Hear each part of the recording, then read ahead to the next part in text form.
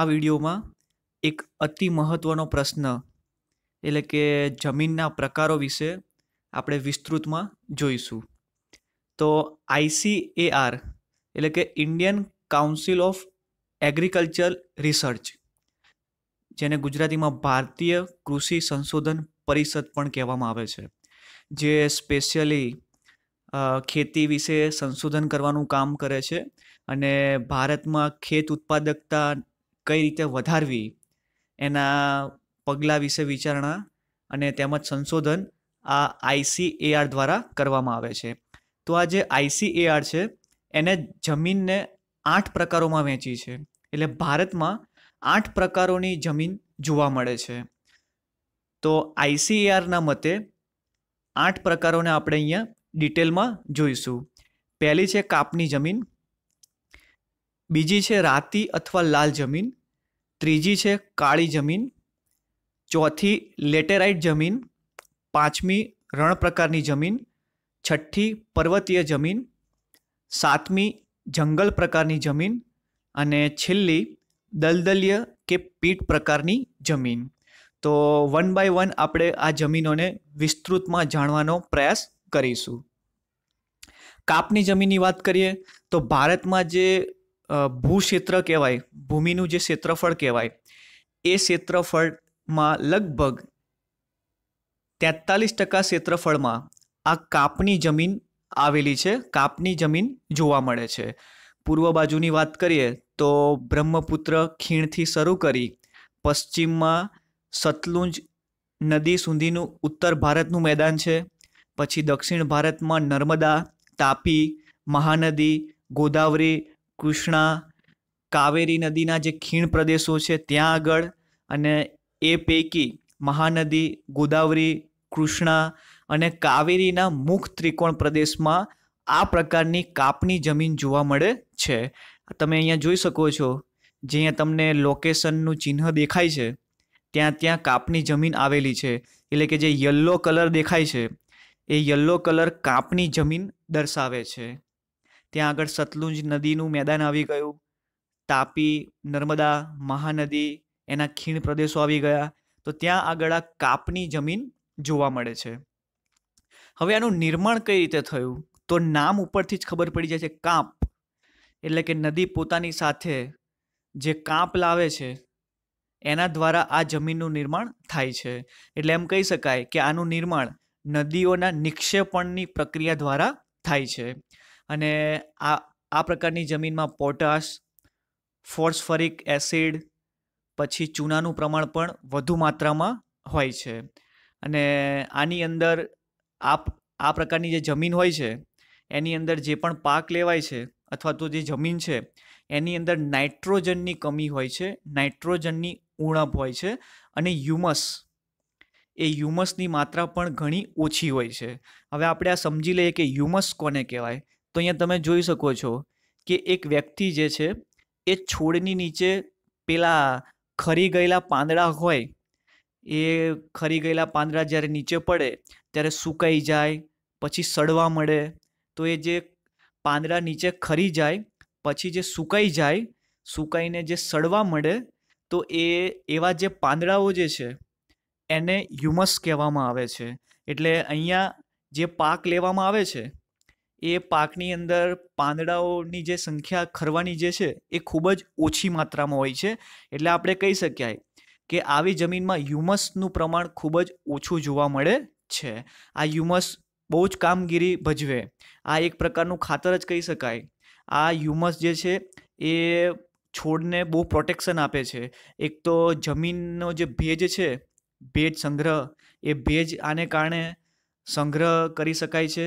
અને જે જમીનનું ઉપલું પડ કહેવાય એ ઉપલું પડ આ હ્યુમસને કારણે ધોવાતું નથી.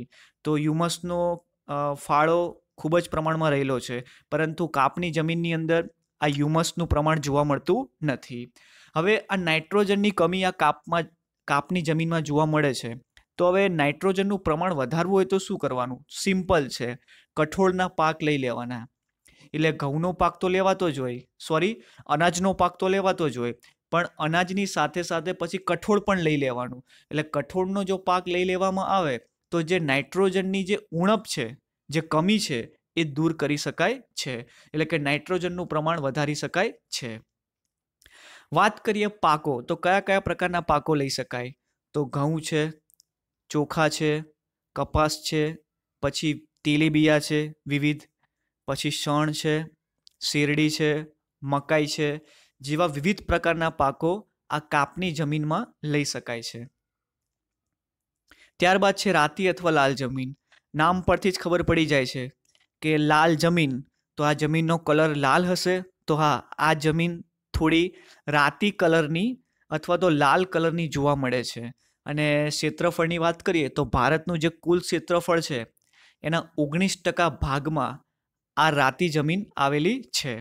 કઈ કઈ જગ્યાએ વિસ્તરેલી છે એની વાત કરીએ તો દક્ષિણ દ્વીપકલ્પ, જેની ત્રણેય બાજુ સમુદ્ર આવેલા હોય એને આપણે દ્વીપકલ્પ કહેવાય છે. તો ભારતની ત્રણેય બાજુ સમુદ્ર આવેલા છે આ ભાગમાં, એટલે આ દ્વીપકલ્પીય કહેવાય. તો તમિલનાડુથી માંડીને ઉત્તરમાં જઈએ તો અહીંયા બુંદેલખંડ, આ જે પોર્શન છે એને બુંદેલખંડ કહેવાય.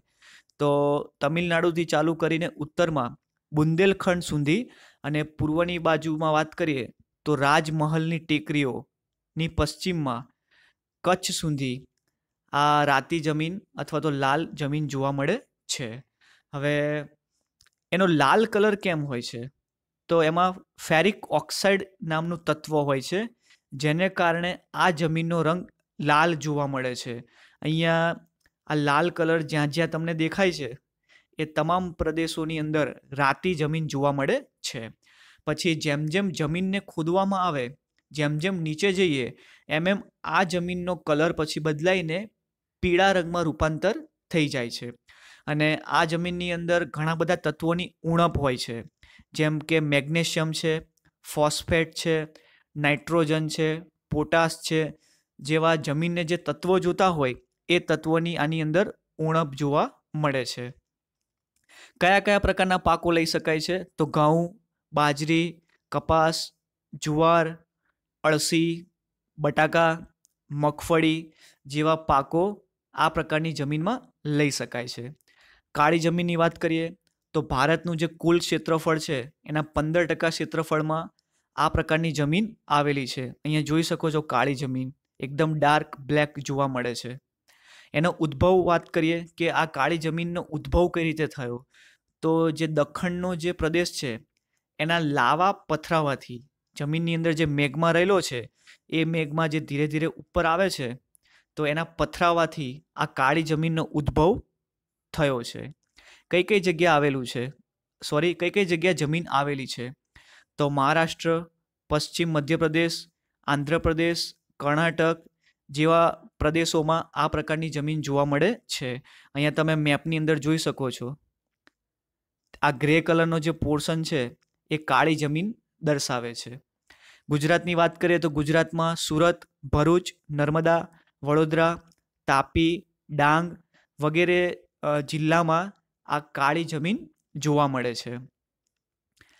આની અંદર લોહ તત્વ, ચૂનો, calcium, potash, aluminium, magnesium, carbonate જેવા તત્વોનું પ્રમાણ વધારે હોય છે. એટલે આપણે એમ કહી શકાય કે આ જમીન ફળદ્રુપ હશે, કારણ કે જમીનને જે પોષક તત્વો જોઈએ, લોહ, ચૂનો, calcium, potash, aluminium, magnesium, carbonate, આ તમામ તત્વો આ પ્રકારની જમીનમાં વધારે જોવા મળે છે.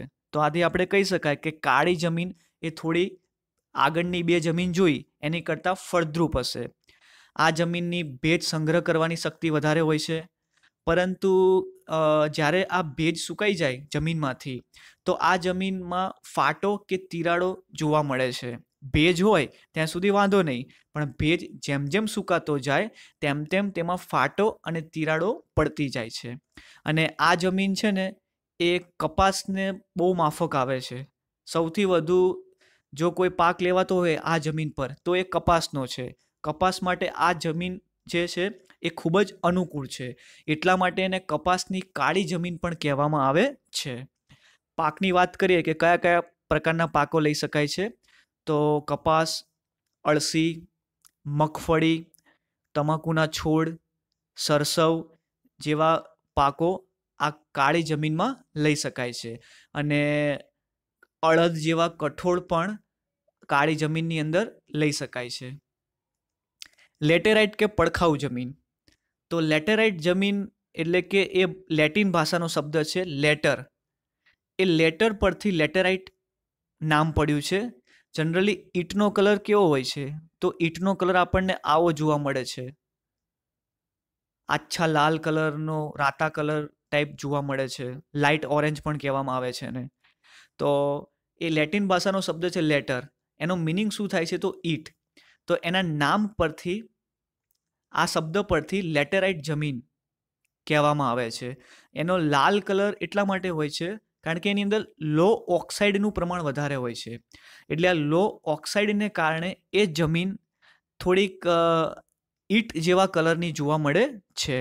અહીંયા આગળ જ્યાં જ્યાં તમને ગ્રીન કલર દેખાય છે ત્યાં ત્યાં આ લેટેરાઇટ પ્રકારની જમીન એટલે કે પડખાઉ જમીન જોવા મળે છે. આ જમીન ભીની થાય ત્યારે માખણ જેવી હોય, માખણ જેવી મુલાયમ હોય, પરંતુ જ્યારે આ જમીન સુકાય ત્યારે એ હાર્ડ બની જાય છે. એની જે સરફેસ કહેવાય એ સખત બની જાય છે. અને આ જમીનનો વિકાસ જે છે એ દ્વીપકલ્પીય ઉચ્ચ પ્રદેશમાં વધારે જોવા મળે છે. અને આ જમીનમાં લોહ તત્વ, પોટાશ, એલ્યુમિનિયમનું પ્રમાણ વધારે પ્રમાણમાં હોય છે. જમીન થોડી ઓછી ફળદ્રુપ હોય છે. અને આની અંદર ખાતરો નાખીને પાક લઈ શકાય છે.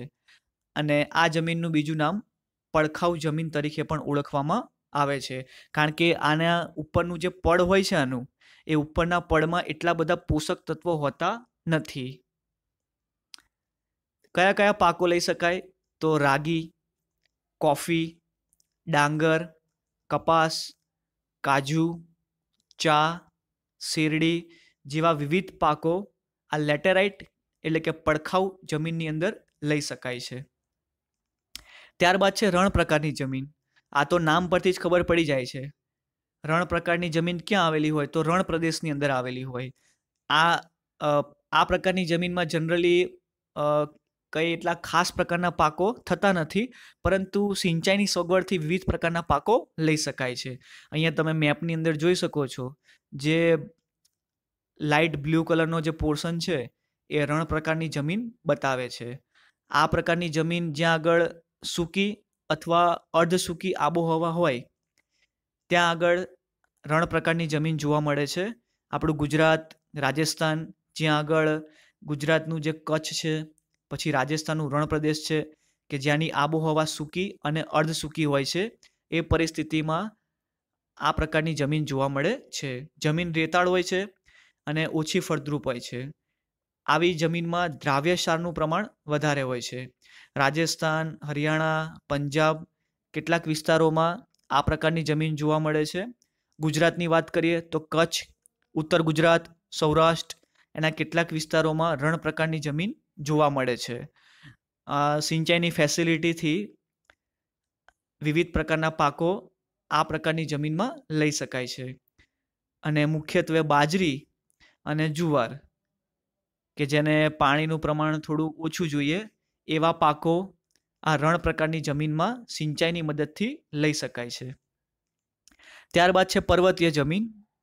તો જ્યાં પર્વતો આવેલા છે એ અહીંયા આપણે જોઈ જ શકીએ છીએ કે ઉપર જમ્મુ કાશ્મીર, હિમાલયનો જે પોર્શન છે ત્યાં આગળ આ પર્વતીય જમીન જોવા મળે છે. હિમાલયની ખીણો અને જે ઢોળાવોના ક્ષેત્રો છે એના 2700 મીટરથી 3000 મીટર સુધીની ઊંચાઈ ઉપર આ પ્રકારની જમીન જોવા મળે છે. અહીંયા તમે નમૂનો જોઈ શકો છો. અહીંયા નામમાં થોડીક મિસ્ટેક થઈ છે. અહીંયા રણ પ્રકારની જમીન નથી, પરંતુ અહીંયા પર્વતીય જમીન છે. એટલે આ જે ફોટો છે એ તમને પર્વતીય જમીન બતાવે છે. આનું સ્તર પાતળું અને અપરિપક્વ હોય છે. આસામ, દાર્જિલિંગ, ઉત્તરાખંડ, હિમાચલ પ્રદેશ, કાશ્મીર આ બધી જગ્યાએ આ પર્વતીય જમીન જોવા મળે છે. અને ચીડ, પછી દેવદાર, પાઇન જેવા વૃક્ષો જ્યાં જ્યાં જોવા મળે છે ત્યાં ત્યાં આ પર્વતીય જમીન જોવા મળે છે. આની અંદર કોઈ ખાસ પ્રકારનો પાક લેવામાં આવતો નથી. જંગલ પ્રકારની જમીનની વાત કરીએ તો આ જમીન તમે જોઈ શકો છો એ જંગલ પ્રકારની જમીન કહેવામાં આવે છે. હિમાલયના શંકુદ્રુમ જંગલોમાં 3000 મીટરથી 3100 મીટરની ઊંચાઈ વચ્ચે સહ્યાદ્રી, પૂર્વઘાટ અને મધ્ય હિમાલયના તરાઈ ક્ષેત્રમાં આ પ્રકારની જમીન જોવા મળે છે. અને આ જમીનની જે ઉપરી સતહ છે, ઉપરી સપાટી છે, એ ખરેલા પાંદડાઓથી સતત ઢંકાયેલી હોય છે. એટલે આની ઉપર આ પ્રકારની જમીનમાં ઉપર જે છે, જમીન ઉપર ખરેલા પાંદડાઓ ખૂબ જ માત્રામાં જોવા મળે છે. એટલે ઉપરની જે સપાટી છે એ કાયમ આપણને ઢંકાયેલી જોવા મળે છે. અને આ પાંદડા ધીરે ધીરે સડે અને પાંદડા સડવાથી ખાતર બને. એટલે આ પાંદડા સડવાથી સેન્દ્રિય દ્રવ્યનું પ્રમાણ ખૂબ જ વધે છે. આવા જંગલ પ્રકારની જમીનમાં ઘઉં, મકાઈ, ડાંગર, કોફી, ચા જેવા પાકો લઈ શકાય છે. અને ત્યારબાદ છેલ્લો પ્રકાર દલદલીય કે પીટ પ્રકારની જમીન ભેજવાળા વિસ્તારમાં જોવા મળે છે. અને ચોમાસાની ઋતુમાં આ જમીન તો પાણીમાં જ ડૂબેલી હોય છે. અહીંયા તમે જોઈ શકો છો, આ જમીનનો ભાગ પાણીમાં સતત ડૂબેલો છે. એટલે ચોમાસાના સિઝનની અંદર તો આ જમીન પાણીમાં જ ડૂબેલી જોવા મળે છે. અને આ જમીનમાં ફોસ્ફેટ, પોટાશની કમી જોવા મળે છે. અને બહુ ઓછી જગ્યામાં આ દલદલીય જમીન જોવા મળે છે. એની વાત કરીએ તો ઓડિશા, પશ્ચિમ બંગાળ, તમિલનાડુના કિનારાના ભાગો, ઉત્તર બિહાર, ઉત્તરાખંડના અલમોડા જિલ્લા વગેરે જગ્યાએ આ પ્રકારની જમીન જોવા મળે છે. અહીંયા આગળ તમે જોઈ શકો છો, આ જે તમને લોકેશનનું ચિહ્ન દેખાય ત્યાં આ દલદલીય કે પીટ પ્રકારની જમીન જોવા મળે છે. અને આની અંદર વાત કરીએ તો કોઈ ખાસ પ્રકારનો પાક લેવામાં આવતો નથી. છતાં જો પાણી ઓસરી જાય, એટલે કે પાણી જો નીકળી જાય તો ડાંગરની ખેતી કરવામાં આવે છે. એ સિવાય કોઈ ખાસ પ્રકારનો પાક દલદલીય જમીનની અંદર લેવામાં આવતો નથી. તો આ હતા જમીનના પ્રકારો.